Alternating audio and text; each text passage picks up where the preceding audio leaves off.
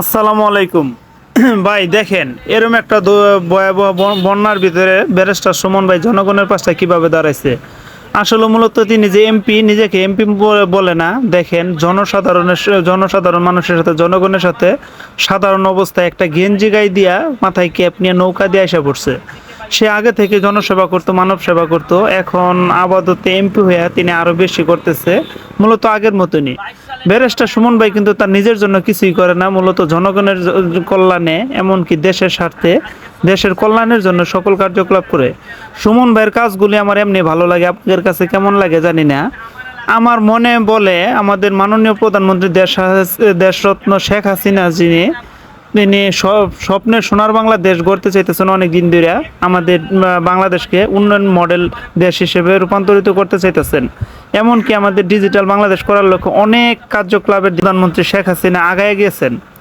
তার মধ্যে আমাদের সোনার বাংলাটা গড়ার লক্ষ্যে আমাদের মাননীয় প্রধানমন্ত্রী দেশরত্ন শেখ হাসিনা যেভাবে অক্লান্ত পরিশ্রম করতেছে, তার পাশে যদি এমন ব্যারিস্টার সুমন যদি মাত্র 100 আসন নিয়ে দাঁড়ায়, আশা করি আমার সোনার বাংলা 2 বছরের মধ্যে, 5 বছর না 2 বছরের মধ্যে আমার সোনার বাংলা রূপান্তরিত হবে। আপনারা কি বলেন কমেন্টে বলে যাবেন যদি আমার কথাগুলি সত্য মনে হয়। আর সুমন ভাই দেখেন, কোনো স্বার্থে কাজ করে না, তার কোনো স্বার্থ নাই, শুধুমাত্র জনগণের জন্য। উনি কি এমপি হয়ে একটা প্রাইভেট কার দিয়ে, হেলিকপ্টার দিয়ে সে আসতে পারতো না? উপর দিয়ে উড়ে উড়ে দেখতে পারতো না?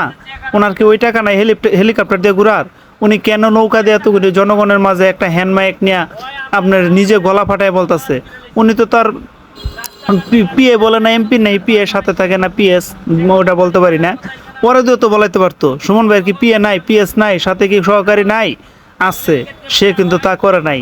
তার নির্বাচনী এলাকা, তার জনগণ, সে নিজের চোখে দেখার জন্য, মূলত তাদের নয়ন ভরে দেখার জন্য, তারা কি পরিস্থিতি আছে নিজে উপলব্ধি করার জন্য সে কিন্তু নৌকা দিয়া তাদের পাশে এসে দাঁড়াইছে। আর সুমন ভাই দেখবেন, যে কোনো কাজ সম্পাদন করে একদম হিসাব নিকাশ করে, একটা অপচয় করে না, অপব্যবহার করে না। আর সুমন ভাইয়ের মতন যদি আমরা এমপি 100টা এমপি পাই, আমাদের সোনার বাংলা গড়তে প্রধানমন্ত্রী দেশরত্ন শেখ হাসিনার 5 বছর তো দূরস্থান, আমার জানা মতে 2 বছরও লাগবে না। আর প্রতিটা এমপি তো আছে তাদের পকেট ফোলানোর জন্য।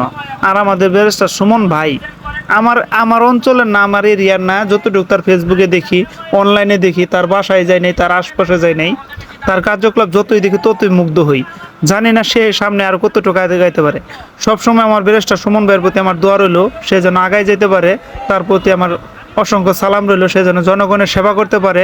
আপনারাও তার জন্য দোয়া করবেন। এমন ভালো মানুষের জন্য দোয়া কে না করে? আমাদের প্রধানমন্ত্রী শেখ হাসিনার যেন উন্নয়নমূলক কাজে সহযোগিতা করতে পারে, সেদিকে লক্ষ্য করে আমাদের সুমন ভাইয়ের জন্য সবাই দোয়া করবেন। আর সুমন ভাই দেখেন কিভাবে গরিবদের পাশে দাঁড়ায়।